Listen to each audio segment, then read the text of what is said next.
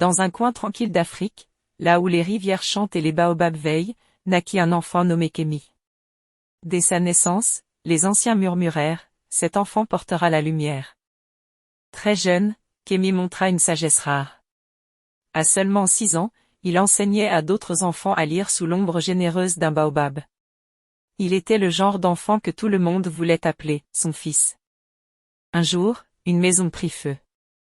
Tandis que les adultes criaient. Kémi, lui, courut vers les flammes. Il sauva un enfant. Il avait 8 ans. Et ce jour-là, le village vit naître un héros. À l'école, il était toujours premier, mais jamais arrogant. Il partageait ses repas, aidait les plus petits, et même son maître d'école. L'intelligence de Kémi brillait autant que sa bonté. Pendant les vacances, Kémi ne se reposait pas.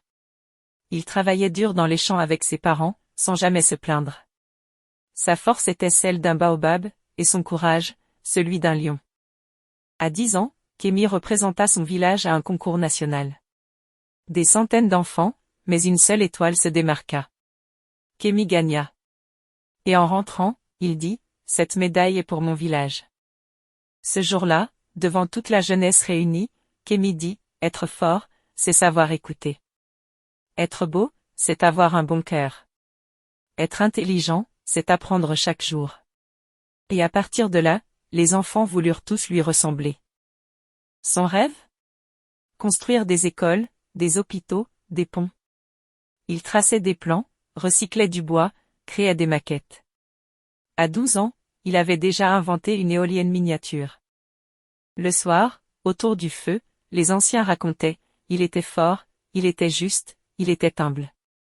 Il s'appelait Kémi. Et dans les yeux des enfants, brillait l'espoir et l'admiration. Ce n'était que le début. Car Kémi allait changer le monde.